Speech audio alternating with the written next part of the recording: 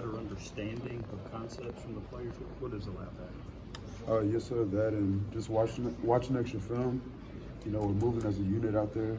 We all understand what we're going to do in a given play, and just communicating as much as possible and not wondering what somebody else is going to do during that play. So it's just the communication we're doing and the extra film we're doing during the week. What led to watching the film? The winning. You know, we know the more we put in to football, the more we're going to get out of it, and it's because of those guys that are working so hard, putting in that extra time to understand the offense we're going up against, and just our defense as a whole is definitely helping us out when we go out there on Saturdays. Was it emphasized by the coaches to watch more film, or was that led by the players? It's been emphasized by the coaches since the time they got here.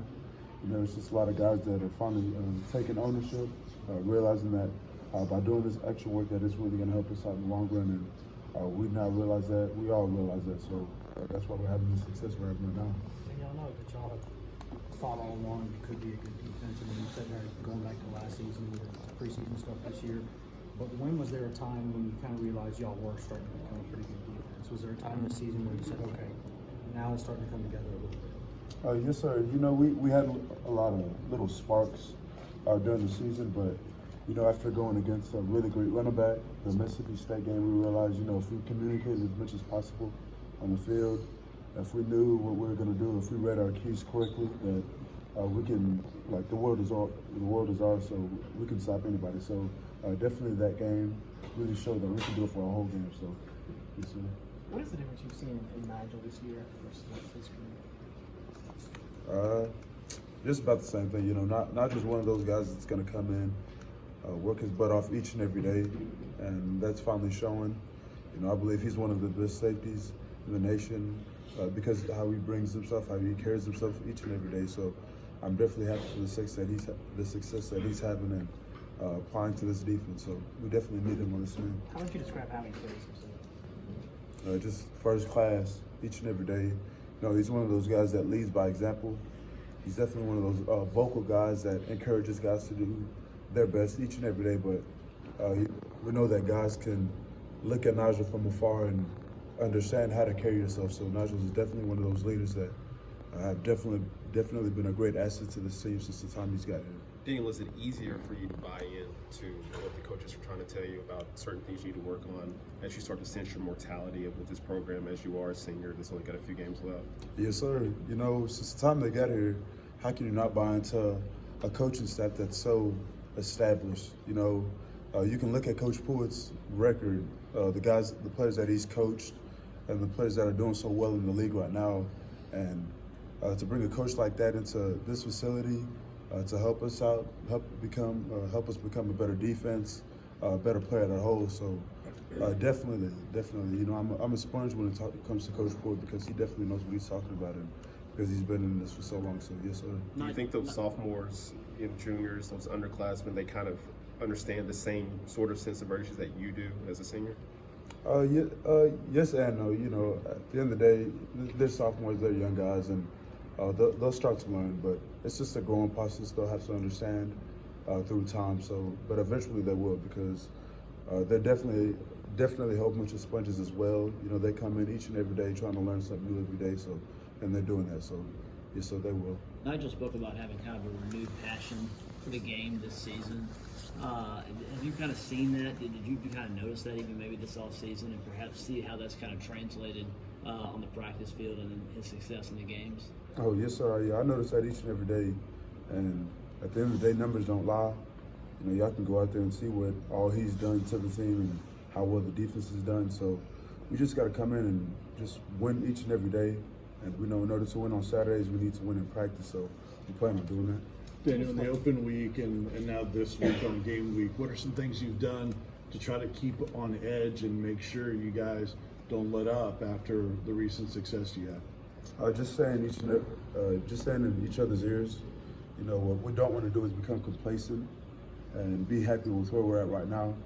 You know, we're still a hungry team. We want to win this next game coming up. Missouri's a great team. At the end of the day, I said each and every week, every team in the SEC is a good team. And what we can't do is overlook them because of the success we've had these previous games. So we just got to come in and win each and every day. As a player, did you feel like that maybe the coaching staff was even harder on you guys after wins versus losses to try to make sure that you guys still continue to try to improve? No, I've said it multiple times. You know, these coaches are as consistent as anybody I've ever met. You know, win or lose, they're going to come in with the same intensity each and every day, and you know, coming into each and every week what intensity they're going to come with. So their demeanor to the game is never going to be questioned because we know they're coming in 100% each and every day, practice, game. So nothing has changed with the coaches. Do these last couple of games mean something more to you, being your last road trip in the SEC, your last home game coming up? No, I'm just trying to win and leave everything on a good note. You know, with the success we're having, it's definitely motivating me and a whole bunch of the other guys in that locker room. But I just want to come in and continue to do what we've been doing and then just win. I'm just wondering, the things you went through early in life, having to adjust to a new culture, new country, did that help you at all, just in the adjustments you've had to make later in life, whether it be as a player, adjusting to a new staff, as a student, adjusting to new surroundings? How has that kind of impacted your development? Just to sustain, you know, no matter the situation I've been in, it's just helped me, you know, just keep on pushing. You know, what I don't want to do is come in and blame somebody else for the mistakes that I've done. I just want to keep on fighting. You know, that's something my parents have preached to me at a young age. No matter the situation you're in, just keep fighting, and you're ultimately in control of your own destiny. What was the toughest part of that adjustment? I don't know how much you remember. You're so young, I don't know how much you remember of it, but what was the toughest part of just adjusting to a new country? Just everything. You know, the struggles, seeing my parents go through so much stuff, like just the trials and tribulations we all went through as a family, not knowing what we're going to eat the next day. So things like this, things like football, it's definitely hard, but when it comes to the real world, facing things like that, it's nothing compared to that. And my parents did a good job of trying to, you know, kind of cuddle us in a warm environment, and they did a great job at it. So, yeah, football's hard, but the things that I went through growing up was definitely harder. It's a life and death situation. So, yeah. Daniel, Missouri scored 50 points each of the last two times it's played Tennessee. Do you feel like the defense has something to prove against Missouri? I feel like we have something to prove each and every game. You know, like I said, every SEC team is capable of doing so if we don't come in with the same mindset. We just got to come in today with the same hard-working mindset, try to win today, and if we do so, it'll take care of itself. What do you think of Kelly Bryant? Great player. He's a great player. You're nearing the end of your college career now. How would you like to be remembered as a player? A winner. I want to be a leader. You know, looking back on my time here, I want people to understand that Daniel was a great leader on and off the field. You know, the way I carry myself, I try to be an example to all these younger guys. So that's definitely how I want to be looked at when I leave. You talk to Shy and Kyle much? Yeah. I congratulate them. What do they think after about their their games. experience? They said it's been good. So they have a lot more free time when they when they get to that professional level. But you just got to understand how to handle yourself. They've explained, and a whole bunch of the other guys that have left, just being able to know how to manage your time, and just coming into college, I feel like I've been able to do so. So yeah, it's good. One more? Did you get any snaps or reps off last week to just kind of rest up and get healed up for this week?